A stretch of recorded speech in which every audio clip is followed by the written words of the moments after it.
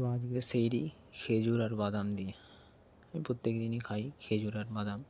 খেজুর খেলে কোনো অসুবিধা হয় না আল্লাহর রহমতে। আসসালামু আলাইকুম রহমতুল্লাহি বারাকাতুহু। চলে এসেছি নতুন একটা নিউ ব্লগ নিয়ে। এখন বড় হয়ে গেছে, তো সেইরি খেতে উঠেছে 4:15 বাজে। সেইরি খেয়ে ব্রাশ করছি।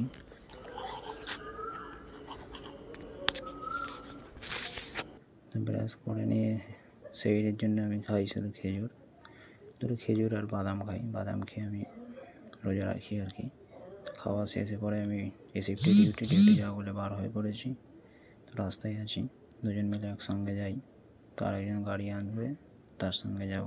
তাই আমি হেঁটে হেঁটে যাচ্ছি একটু এগিয়ে। তো ডিউটি থেকে এসে মসজিদে চলে এসেছি তারাবি পড়তে। তো তারাবি শেষ, এখন হুজুরদের সাথে একটু বললো খানা খেয়ে নিয়ে এই বাড়ির দিকে যাচ্ছি।